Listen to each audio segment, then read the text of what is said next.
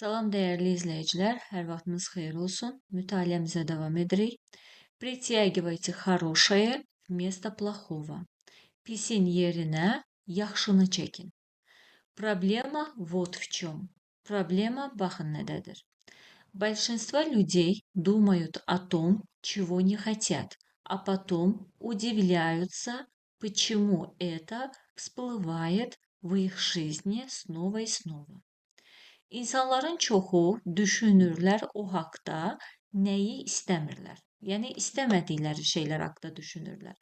А потом удивляются, sonra isə təəccüblənirlər. Почему это всплывает в их жизни снова и снова? Nəyə görə bu? Всплывать feili suyun üzünə çıxmaq deməkdir. Bu cümlədə də olacaq. Nəyə görə bu onların həyatında təkrar-təkrar üzə çıxır? Люди не имеют того, чего хотят по единственной prичине. İnsanlar istədiklərinə sahib olmamaqlarının yeganə səbəbi var. Yəni yeganə səbəb üzərindən insanlar istədiklərinə sahib deyillər. Они больше думают о том, чего не хотят, чем о том, чего хотят. Onlar nəyi istəmirlər daha çox düşünürlər, nəinki nəyi istəyirlər.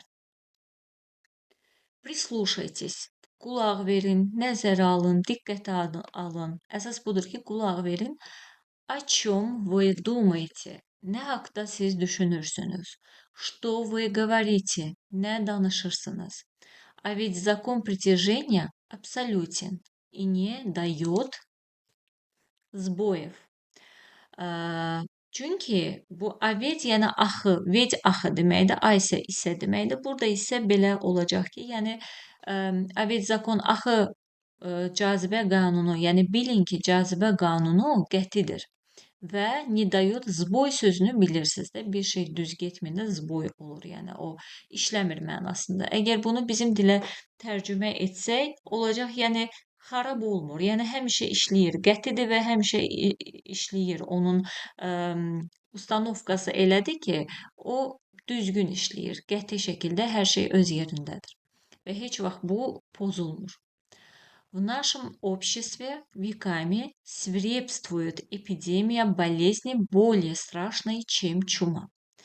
Bizim cəmiyyətdə общество oyla bitir sredni rodda. Əsrlərlə свирепствовать feili zalımlıq etmək, şiddət göstərmək, tüğyan etmək və bu cümləyə də tüğyan etmək uyğun gəlir. Tüğyan nedir? Epidemiya болезни более страшной, чем чума. Чума taun xəstəliyi deməkdir. Yəni taun xəstəliyindən daha da qorxulu bir epidemiya tüğyan edir əsrlərlə bizim cəmiyyətimizdə. Это эпидемия не хочу.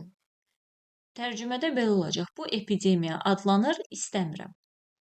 Люди думают, говорят, делают и направляют все свое внимание на то, чего они не хотят.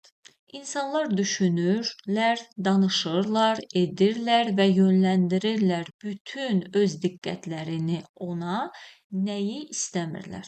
Yəni nəyi istəmirlər, ona yönəldirlər bütün diqqətlərini. Но сегодня мы можем изменить историю, потому что получаем и распространяем знание, которое освободит нас от эпидемии. Amma bugün biz tarixi dəyişə bilərik. Ona görə ki, alırıq, əldə edirik və yayırıq, распространять feili yaymaq deməkdir. Yayırıq biliyi, hansı bilik ki, yəni hansı ki, bizi epidemiyadan xilas edəcək.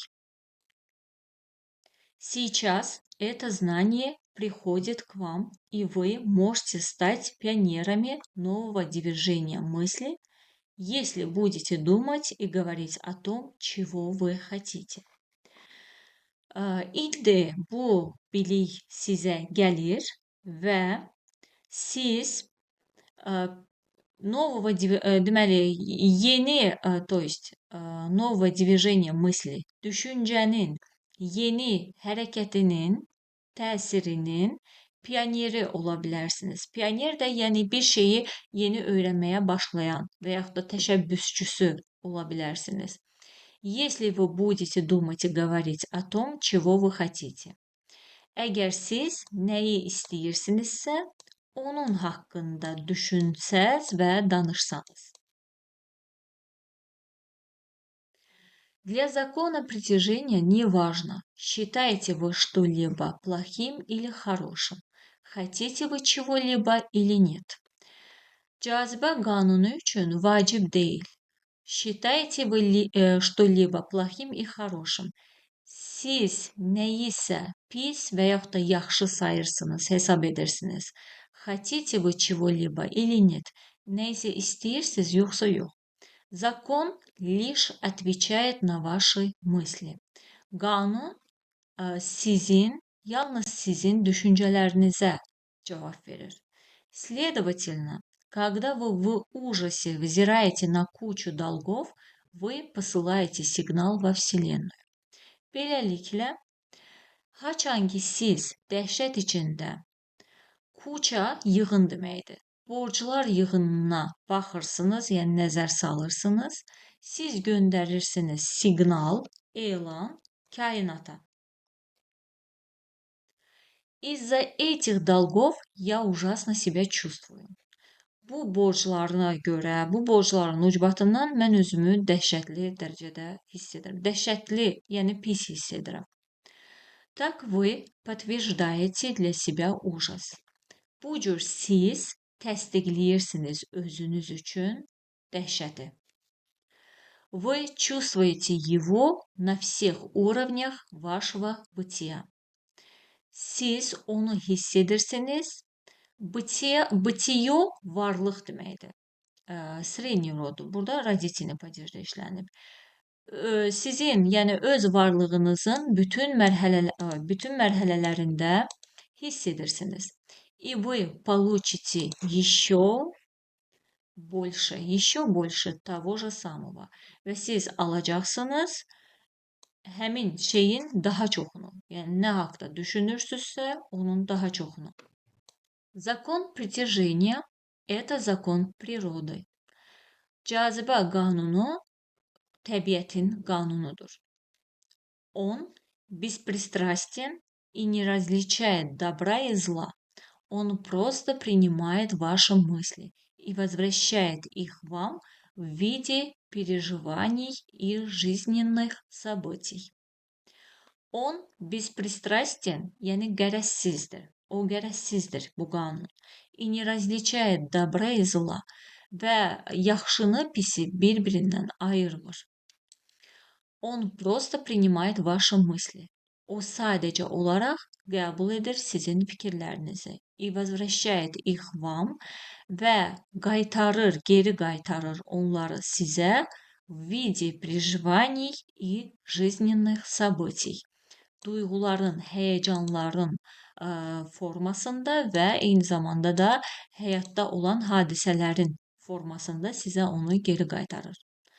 Закон притяжения дает вам именно то, о чем вы думаете. Cazibə qanunu sizə məhz verir onu, nəyi siz düşünürsünüz. Bu qədər əziz izləyicilər, bugünkü mütaliəmiz də bu qədər. Sağ olun, növbəti dərslərimizdə görüşənədək.